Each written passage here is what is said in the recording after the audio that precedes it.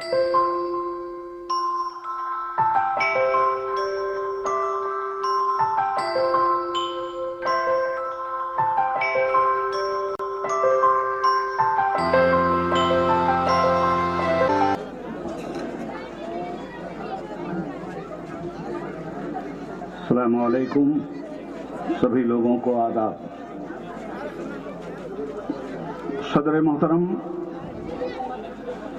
Stage पे तशरीफ फरमा हमारे मुल्क की कद्दावर सियासी शख्सियात बरादरम आरिफ नसीम साहब, बरादरम अनीस साहब और हमारे बड़े भाई और एक ज़माने तक एक साथ चलकर इनकलाबी माहौल पैदा करने वाले प्रोफेसर जोगिंदर कवाड़े साहब, नांदेड़ की तारीखी सरजमीन पर रहने बसने वाले बुजुर्गों, दोस्तों, भाइयों और बहनों, वक्त बहुत कम है, मेरे पास कुल 15 मिनट रह गए और मेरी गुजारिश आपसे ये होगी कि आप खामोशी से मेरे कुछ महसूसात समाअत कर लें। इस वक्त पूरे मुल्क में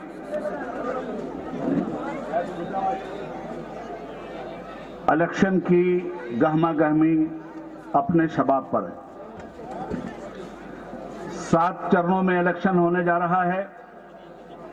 91 सीटों पर लड़ने वाले सियासी रहनुमाओं की तकदीर ईवीएम में बंद हो चुकी है। 18 तारीख को आपके यहां इलेक्शन है। सबसे पहले मैं आपसे गुजारिश करूंगा कि बगैर किसी प्रोपेगंडे से मुतासिर हुए अशोक चौहान साहब को एक एक वोट देकर मुल्क में जमहूरियत और सेकुलरिज्म के तहफ़्फ़ुज़ को यकीनी बनाएं। आपके घरों में जो हिंदुस्तान का वोट है वो भी दे दें और अगर आपका बस चले तो जो कब्रिस्तान के वोट हैं वो भी देने से परहेज ना करें, इसलिए कि वतन की जो हालत सुनाने लगेंगे तो पत्थर भी आंसू बहाने लगेंगे।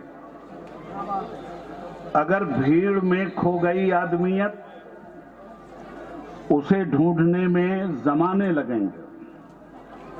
हमारे सारे नेतागण लोगों ने जितनी बातें आपको बताई हैं इस हुकूमत की नाकामी के सिलसिले में, मैं उन्हें नहीं दोहराऊंगा। मुल्क के जो हालात हैं, मैंने इसे महसूस करते हुए कहा कि जिस समत नजर उठती है शोला है, धुआं है। जिस समत नजर उठती है शोला है, धुआं है। मैं ढूंढ रहा हूं कि मेरा मुल्क कहां है।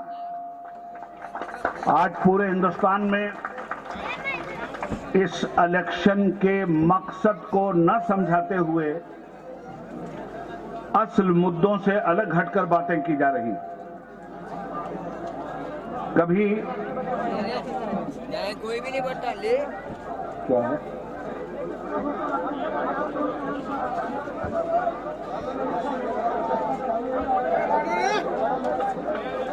आप खामोशी से बैठिए। आपके लीडर, आपके उम्मीदवार और आपके रहनुमा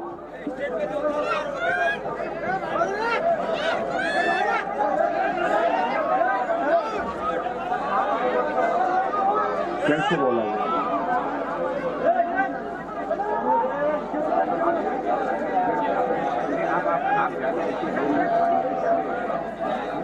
आप लोग बैठ जाएं। आप ये देखिए, आपके लीडर, आपके रहनुमा, मुल्क की कद्दावर शख्सियत जनाब अशोक चौहान साहब स्टेज पे तशरीफ ला चुके हैं।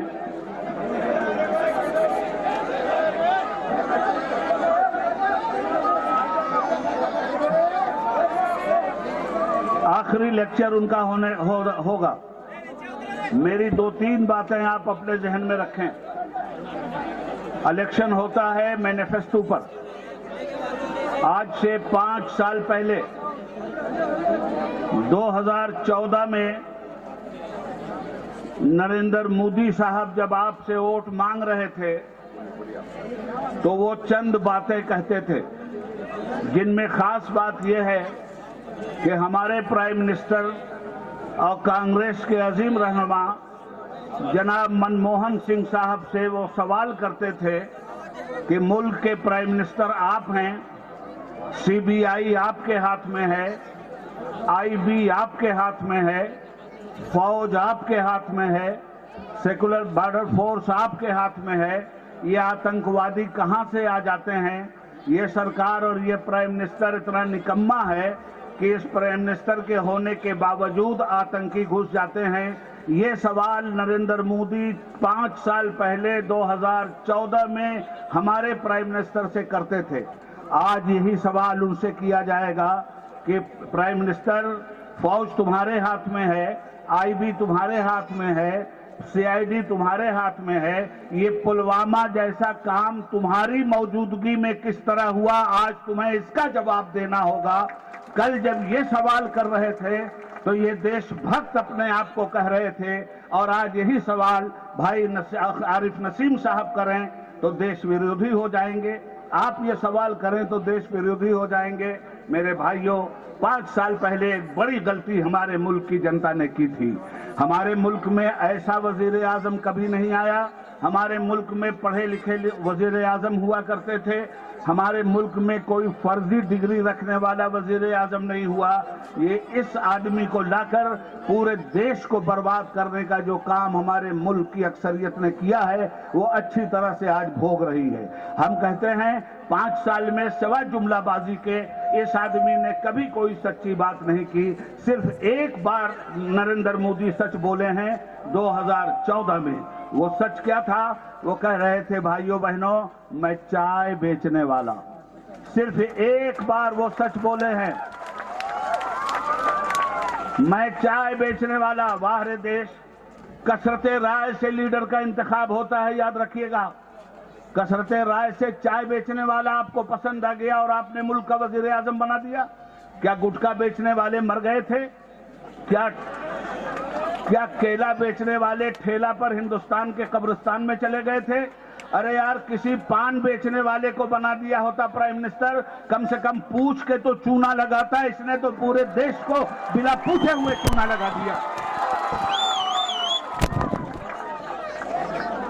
सवा जुमलाबाजी के कैसे कैसे आपको धोखा दिया गया। 15-15 लाख रुपए एक एक आदमी के अंदर पास आएगा। आया वो 15 लाख रुपया? जब सवाल किया गया तो गुजरात का भगौड़ा और 1 नंबर का क्रिमिनल आदमी अमित शाह ने कहा कि साहब ये तो जुमला था, तुम इस देश में प्रधानमंत्री जुमलाबाजी करने के लिए आए थे बनने के लिए या इस देश का विकास करने के लिए? सबका साथ सबका विकास, ये नारा ही तो है। अपनी बीवी छोड़ के ना भागे होते तो हो सकता है एक अदद विकास पैदा हो गया होता, तो उन्हें तो वो भी मौका खत्म कर दिया। क्यों नाटक करते हो? सबका साथ सबका विकास। अब रह गई एक बात और आगे सुनिए। अब ये बात हमारे भाई नसीम साहब कह रहे थे कि शरीयते इस्लामिया में इंटरफेयर इन्होंने किया। ये नौजवान बच्चे जो तीसरी नस्ल हैं, इनके दादा से पूछो 1984 से लेकर 1989 तक, जब सुप्रीम कोर्ट के chief justice of India mister Chandrachud ने शाहबानो केस में मुस्लिम पर्सनल में इंटरफेयर किया था, तो यही कांग्रेस पार्टी थी और यही उबैदुल्ला आजमी था जिसने पूरे मुल्क में सुप्रीम कोर्ट के उस गलत फैसले के खिलाफ आग लगा दी। और मैं सलाम करता हूं आजहानी राजीव गांधी को, मैं सलाम करता हूं भाई नसीम साहब और भाई चौहान साहब की पार्टी को। मुझे तो यह अवसर प्राप्त रहा है कि मैं आपके वालिद साहब के साथ भी पार्लियामेंट में, अच्छे शंकर राव साहब के साथ पार्लियामेंट में, चूंकि बहुत अच्छे उर्दूदां थे, वो बहुत अच्छे उर्दूदां थे और बहुत बाइखलाक इंसान थे, उनके साथ भी मुझे काम करने का होम मिनिस्ट्री में अवसर मिला है। अर्ज ये करूं कि उस वक्त सुप्रीम कोर्ट के फैसले को यही कांग्रेस पार्टी थी कि मुसलमानों के हालात को देखते हुए और जज्बात को देखते हुए सुप्रीम कोर्ट के उस फैसले को रात के 2 बजे स्पेशल पार्लियामेंट बुलाकर पार्लियामेंट में डिलीट किया गया। एक कांग्रेस पार्टी थी जिसने मुसलमानों के अरमानों को बचाने के लिए मुस्लिम पर्सनल्ला के खिलाफ अगर सुप्रीम कोर्ट का भी फैसला आया था तो कांग्रेस पार्टी ने उसको डिलीट किया। और दूसरे ये हैं भाइयों बहनों, मित्रों, ये नाटक कब तक चलेगा? ये नाटक 3 तलाक के खिलाफ चले गए पार्लियामेंट और कहने लगे साहब ये क्या बात हुई, एक मर्तबा आपने कह दिया 3 तलाक तलाक तलाक तलाक तो तलाक हो गई, हम नहीं मानेंगे इसको। हमारी मुस्लिम बहनों के साथ बड़ा अत्याचार हो रहा है। ये मुस्लिम बहनों का नाटक करने वाले, अगर तुम्हें मुस्लिम बहनों से प्यार है तो उबैदुल्ला आजमी और आरिफ नसीम को भी हिंदुस्तान की अपनी हिंदू बहनों से उसी तरह प्यार है। हमारी एक हिंदू बहन जिसका नाम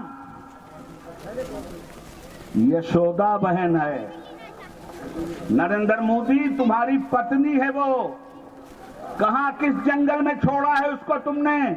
जो आदमी अपनी बीवी का वफादार नहीं हुआ वो मुस्लिम औरतों की वफादारी का नाटक क्यों कर रहा है? कहने लगे कैसे मान ले 3 तलाक तलाक तलाक तलाक तलाक। हमने कहा कैसे मानोगे, बताते हैं। चाय बेचते थे ना, तुम्हारे चाय के टी स्टॉल पर हम नसीम भाई और चौहान साहब जाके खड़े हो जाएं और कहें 3 चाय दे दो, कहने लगे कि 10-10 रुपए की एक चाय है। हमने कहा दे दो 3 चाय।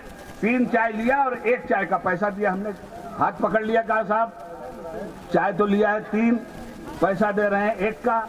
मैंने कहा तुम्ही ने तो फार्मूला निकाला है कि 3 तलाक भी 1 ही मानी जाएगी, तो 3 चाय 1 नहीं मानी जाएगी। इसलिए मेरे भाई एक बात कह दूं, चूंकि मैं भी हो गया ना। हाँ, आखिरी बात सुनो और गौर से सुन लो। आखिरी बात, इस मुल्क में सबसे बड़ा एग्जाम आईएएस और आईपीएस का होता है कि नहीं? अच्छा, वाइवा में अगर स्टूडेंट से आईएएस के पूछ लिया गया कि इस मुल्क के प्रधानमंत्री नरेंद्र मोदी के बाप का नाम बताओ तो लड़का पास होगा कि फेल? और अगर यह सवाल हो जाए कि राहुल गांधी के बाप का नाम बताओ तो लड़का फेल होगा कि पास? और अगर यह सवाल हो जाए कि राजीव गांधी की मां का नाम बताओ तो लड़का फेल होगा कि पास? और अगर यह सवाल हो जाए कि इंदिरा गांधी के बाप का नाम बताओ तो लड़का फेल होगा कि पास? तो उबैदुल्ला आजमी कहना चाहता है चलो उस पार्टी के साथ जिसके बाप का पता है, जिसके बाप ही का पता नहीं है, उसको वोट मत देना, तुम्हें भी लापता कर रखा।